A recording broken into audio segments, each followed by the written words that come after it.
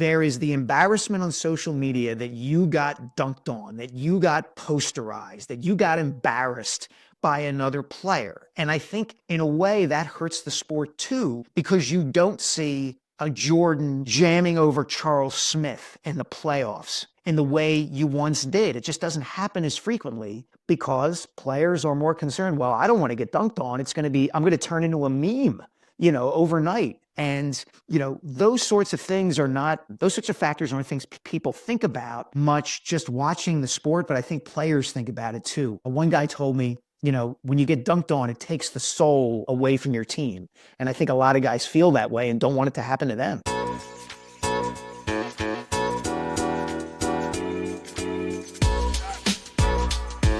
He is a sports columnist for the Philadelphia Inquirer, and he's the author of Magic in the Air, The Myth, the Mystery, and the Soul of the Slam Dunk.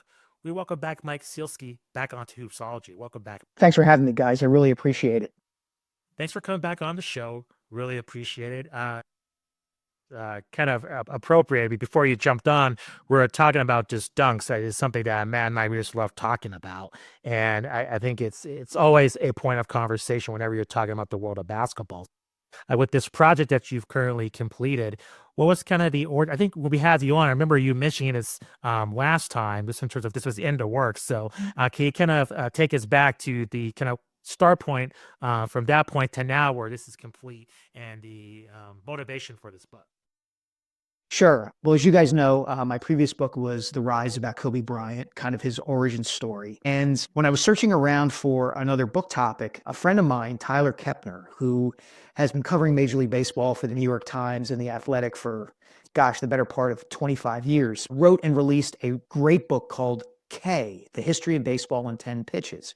And basically, each chapter was its own entity. It was kind of the history of a particular pitch. Chapter one's the fastball, and there's a chapter on the curveball and the knuckleball, et cetera, et cetera. And through those 10 chapters, he kind of told the history of the sport, even though each chapter was its own thing. And I thought, what a great idea. What a great book. I wonder if there's something I could do similarly in basketball. And it hit me that the dunk lent itself to that kind of approach, right? That the dunk had evolved as the sport had evolved. And the more I thought about it and the more research I did, I came to understand that you could really trace not just the history of basketball, but in some ways kind of the changes to America through the way the dunk grew in influence in basketball and the way the people who did it changed and the people who became popular for it, all that stuff. And it took you into all these interesting places, whether it was culture, the civil rights movement, the expansion and growth of basketball and the NBA into this billion-dollar industry. And you got to meet all these cool people, Michael Jordan and Dominique Wilkins and David Thompson and Julius Erving and, basketball players from the 20s, 30s, and 40s that nobody's ever heard of. So once I kind of did that digging, I'm like, this is a really cool project. And it just kind of took off from there. Can you discuss just your overall thoughts of where the art of the dunk is now?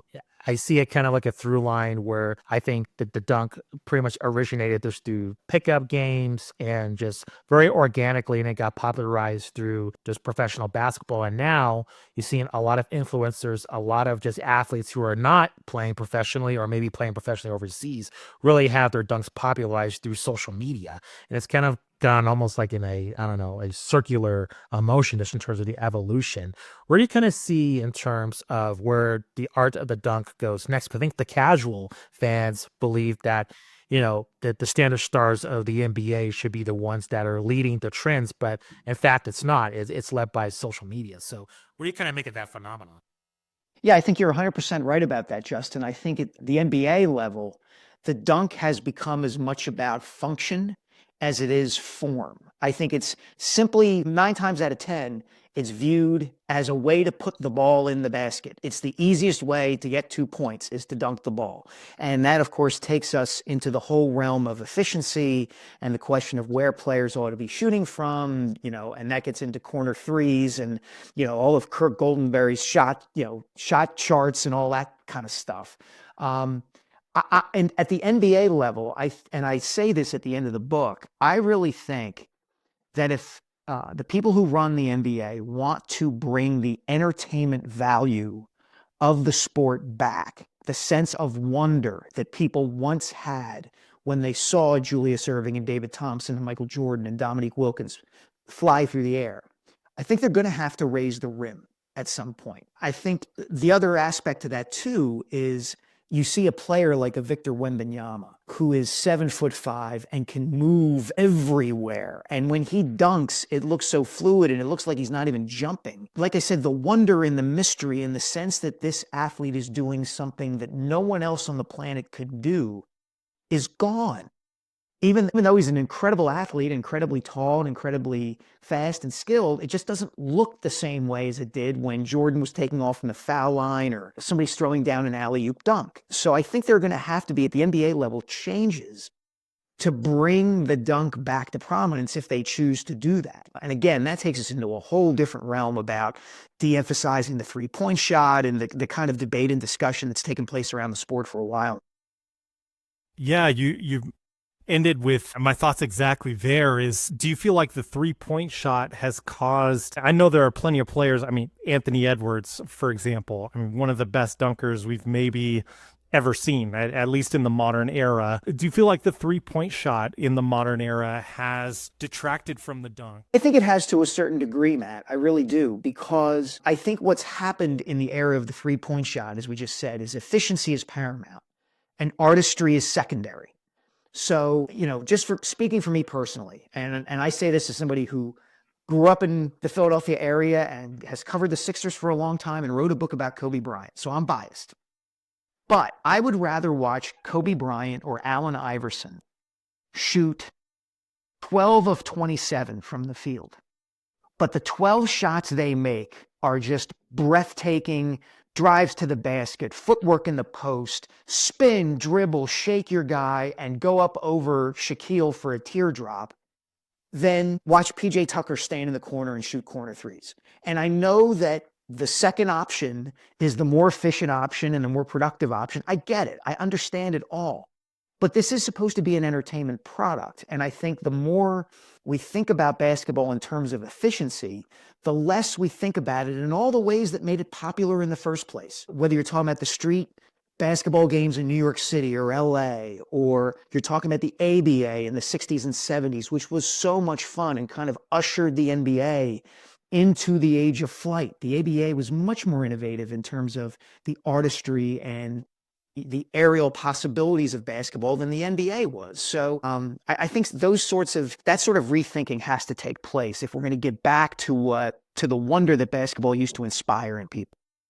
You're so right, Mike. And you think about the nature of dunking versus the nature of a three-point shot. I mean, I think about Ray Allen's jump shot and how automatic that was. I mean, almost every three-pointer at a certain point of his career looked exactly the same, like photo by photo. Whereas the dunk, I mean, there's an element of like dueling there. If someone's by the basket guarding the rim, there's an element of problem solving, creativity to be able to even get that ball up on the rim. It just feels like we're in a more homogenous era given the nature of that three-point shot. Yeah, I think you're 100% right, Matt. I mean, look, I was a sucker for the three-point shot when it debuted in college basketball. I can remember that. I was a kid.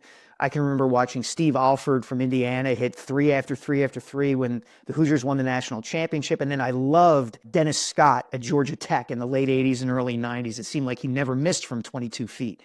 But times change and you want to say the sport evolves, but I don't know how much it's evolved. And I think you're getting at something that's really important, which is, and again, I mentioned this in the book, and players have talked about this, in the age of social media and the age of instantaneous reaction to anything that happens in any sporting event, there is a cost to trying to stop a dunk.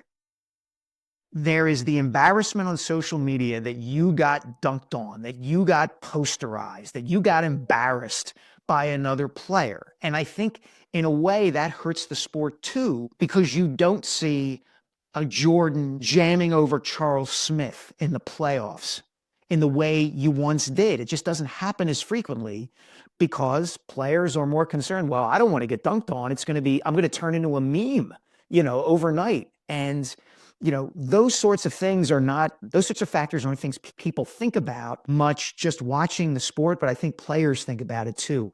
One guy told me, when you get dunked on, it takes the soul away from your team. And I think a lot of guys feel that way and don't want it to happen to them. Is that a leading cause of maybe the overall, I guess, not perception, but reality of the players today in terms of their effort? I think that was most highlighted in last year's All-Star game. I know the All-Star break's coming up, just in terms of guys not want to be embarrassed, them not wanting to play hard. And instead, I was ashamed to say, but I was embarrassed to be a basketball fan watching last year's All-Star game. I just thought it was terrible. So when you mentioned that, I'm just wondering if that's kind of permeated into the players of the day in terms of effort, in terms of what we're seeing on a nightly basis, just in terms of the competitiveness compared to other eras of the game. And that's leading to what we're seeing now with lower interest in the NBA. Yeah, I think that has a lot to do with it. You couldn't tell Jordan or Dominique or Isaiah Thomas or Bird or Magic or Doc to take a night off. They wouldn't do it. And back in those days, and one of the kind of the penultimate chapter of the book is about the 1988 dunk contest, which was Jordan versus Wilkins at Chicago Stadium. I mean, that was for individual supremacy in the NBA. Those guys took it as seriously as if it were Game 7 of the finals. And that just does not happen anymore. I think, Justin, for all the reasons you cited, that guys don't want to do it, that it's not in their contract, and whether it's perception or reality, the fact is that people look at the NBA and say, it's not intense every night. It's not. Now, maybe that is a function of the schedule. Maybe that's a function of the nature of the way the sport is played now, that you have so many better athletes now, and it's impossible for any individual player to give everything he has every single night. I'm open to that possibility. There's certainly, if you go back and watch tape of games in the 80s, there's certainly a lot of evidence that that players didn't defend out on the perimeter the way that they have to now. I mean, that's a function of the three-point shot, right? Is that you have to guard a Steph Curry or, any number of lesser three-point shooters 25 feet out. You have to account for that in a way you didn't in 1985. That's part of it too. It's never just the one thing. But I do think that there is a perception that none of this really matters until the playoffs begin. And I think that's a problem for the NBA. A quick timeout from the interview to request a favor. If you love our interviews, please subscribe to our YouTube channel and like this video to hear more interviews from the world of basketball, featuring journalists from SB Nation, ESPN, CBS Sports, and The Athletic. Now, back to the interview. Totally agree. What surprised you in making this book? Was there anything that surprised you just about other figures that, we would usually, like you mentioned, think of, Jordan, Dominique, Vince Carter, a bunch of other names associated just with the art of the dunk. Did you discover other names that were more unsung heroes, just in terms of that should be credited in terms of the evolution of this? I think dunking's an art form. So I'm curious just to see if there's any kind of, unsung heroes that you want to bring to light in this book. Yeah, there absolutely were. The first name that comes to mind, Justin, is a guy named Joe Fortenberry, who was on the U.S. Olympic team in 1936, which was the very first time that basketball was in the Olympics. And it was the 36 Summer Games in Berlin, when Hitler was ruling Germany. And Joe Fortenberry was 7'6'8". He had been playing semi-pro ball. He grew up in Happy, Texas, in West Texas, a tiny, tiny little town.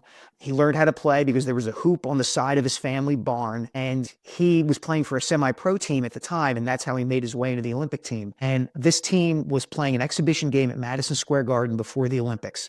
And a sports columnist at the New York Times watched the pregame warm-ups for the semi-pro team and watched Joe Fortenberry dunking the ball. And he wrote about it. And even though there had been mentions of dunks in basketball in the season, maybe even before that, this was really the first time that the connection was made between the word dunk and basketball on a national scale.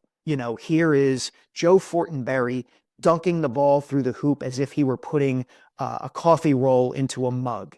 And that the concept just takes off in the media because it's the New York Times. So someone like that was fun to learn about. I went back and profiled some of the great playground legends in New York, a guy like Jumpin' Jackie Jackson, who played for the Harlem Globetrotters and played in the Eastern League and was never quite good enough to make the NBA, but is one of those guys who, someone like Bob Ryan from the Boston Globe, who's as much a hoops historian as anybody, he pigeonholed me inside the Garden at the Big East tournament. He's like, if you're writing a book about the slam dunk, you better include Jumpin' Jackie Jackson. And just, he started pretending to dunk like jumping. I saw him do this dunk one time in Trenton, blah, blah, blah. And I love stuff like that. It was one of the fun parts of this book was unearthing those kinds of stories. And then the final thing I'll say is the chapter about the fact that the dunk was banned in high school and college basketball from 1967 to 1976 was a lot of fun to write.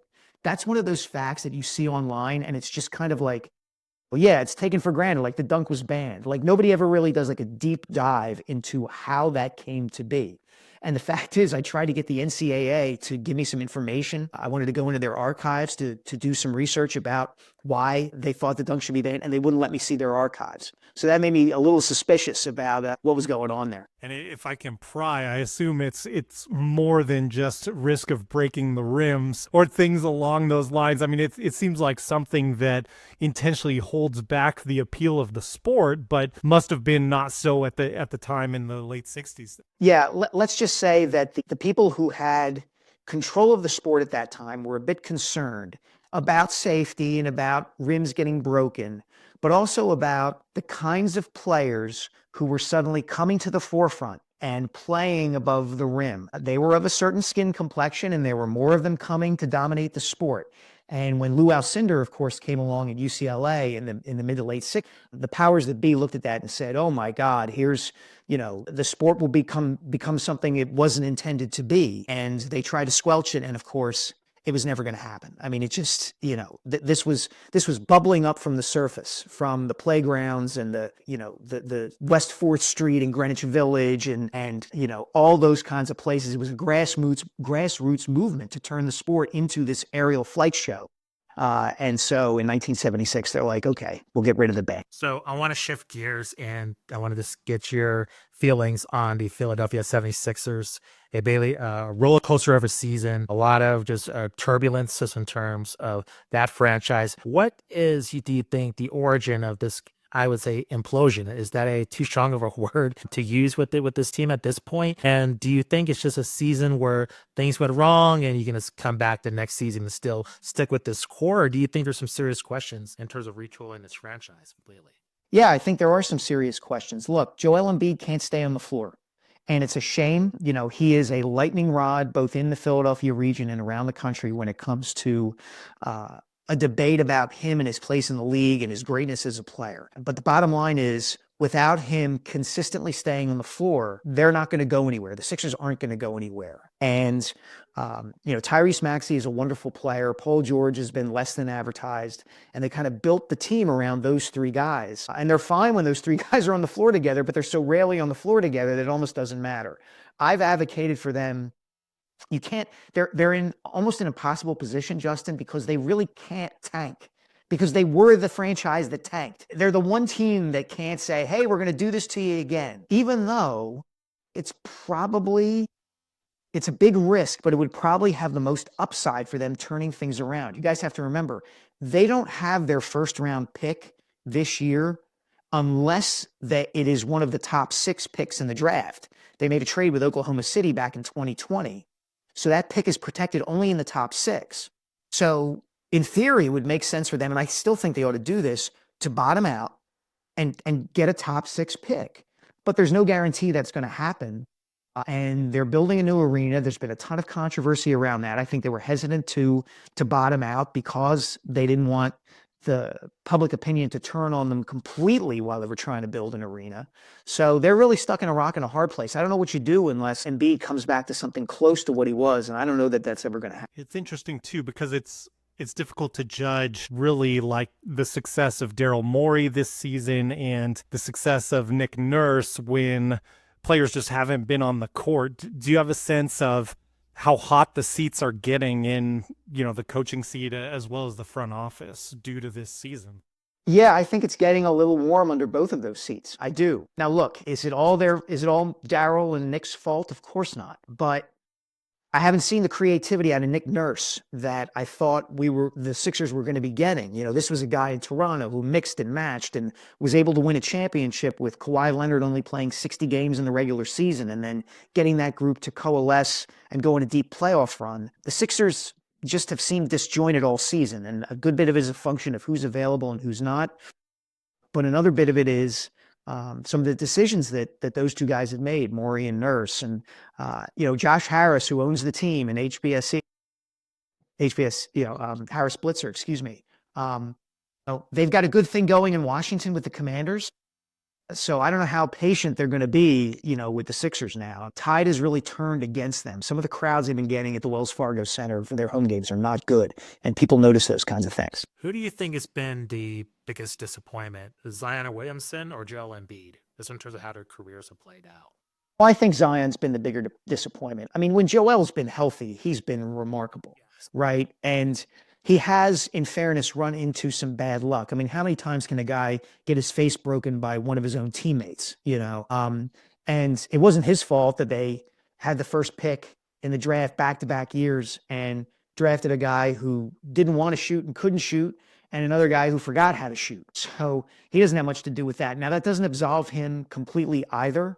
You guys might be a little too young for this reference, but I think my theory about Embiid has always been that he's got a little bit of Yakov Smirnoff to him. Yakov Smirnoff was a comedian in the 80s who was born in Russia and came over to the United States during the Cold War. And his whole bit was, in Russia, everything was terrible, but here in America, everything is wonderful. What a country. I think Joel has a little bit of that in him, where it's like he became an amazing player and makes hundreds of millions of dollars playing this sport that he wasn't introduced to until he was 16 or 17 years old. He didn't come up the way LeBron did, Kobe did, Steph did, so many American players did in that cutthroat culture of basketball.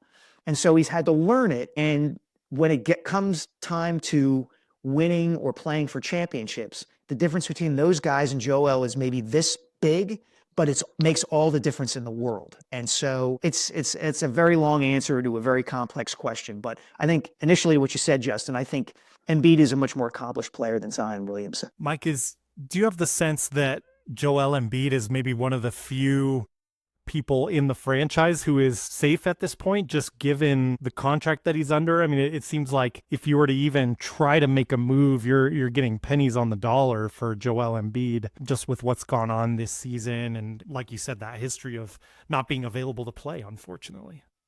Yeah, I mean, he signed that contract before the season, and I wrote a column for the Inquirer at the time saying, the Sixers have to hope that they're right by signing him to this deal, and he has to live up to it. As you said, Matt, I don't know what their choices were. It's easy to sit back and say, well, you don't sign under this contract and you just let him walk away. You're going to get nothing for him, but by the same token, if you try to trade him, you're not going to get market value for him. There's no way to get the return back to justify giving up on Joel Embiid. So what do? You pay him and you hope that he stays healthy, and he hasn't stayed healthy.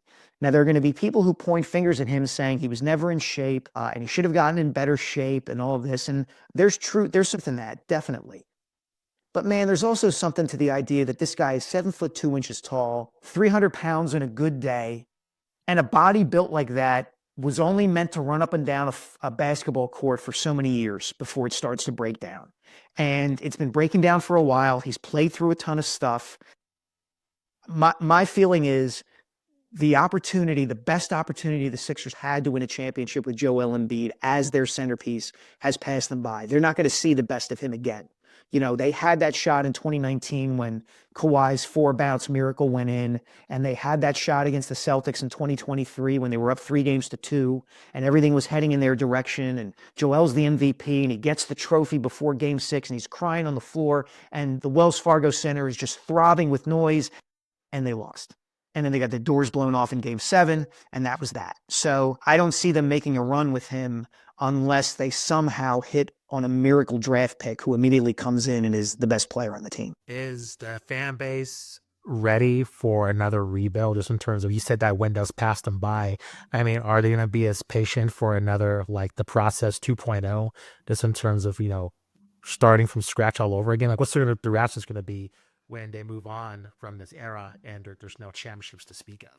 Yeah, I don't think they're going to have the same measure of patience, Justin. I think there are scars from the process. And look, I supported the idea. I covered the Sixers a fair amount in 2001 when they had that crazy run of the finals with Allen.